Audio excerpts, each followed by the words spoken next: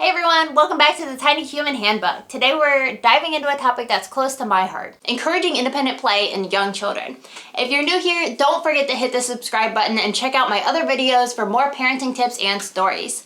Let's get started.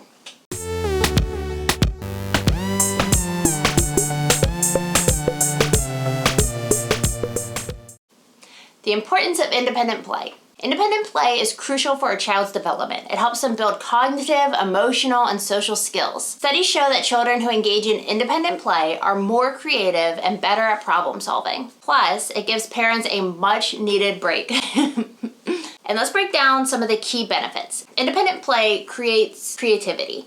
They are creating their own stories and scenarios. It's also enhancing their problem-solving skills. Kids figure out how things work on their own, which builds their confidence. Emotionally, it helps them learn self-regulation. They manage their feelings and develop patience. Socially, it prepares them for future interactions by practicing communication, even if it's just with their toys. So let's dive deeper into how independent play impacts brain development.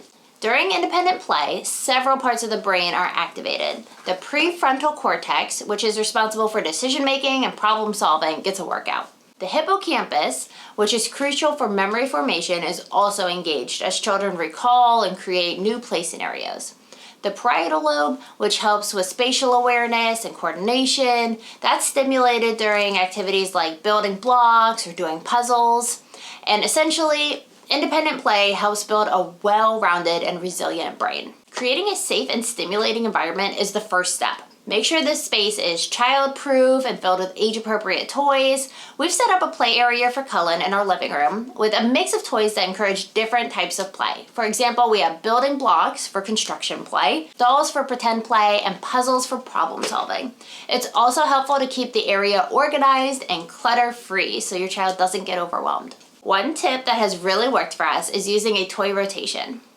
If you haven't heard of this before, it's a game changer. I actually have a video on how to set up a toy rotation, so be sure to check that out too. The idea is to only keep a few toys out at a time and rotate them every week or so.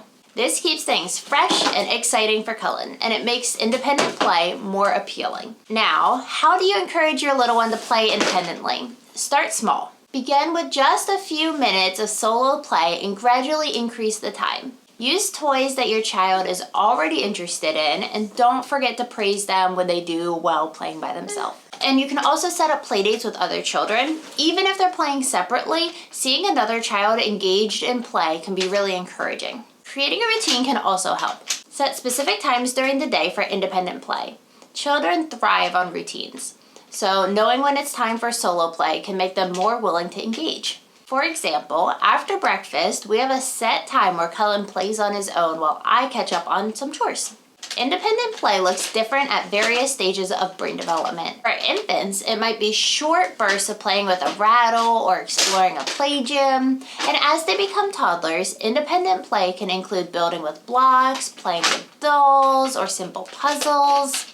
Preschoolers might engage in more complex activities like drawing, building elaborate structures, or imaginative play scenarios. It's important to adjust your expectations based on your child's age. And now let's clarify what independent play is not. It's not about leaving your child alone for long periods without supervision. And it's not about isolating them from social interactions. And it's not about using screens to keep them occupied. Independent play is a balance. It's about giving them the space to explore and create on their own while still being present and available when needed.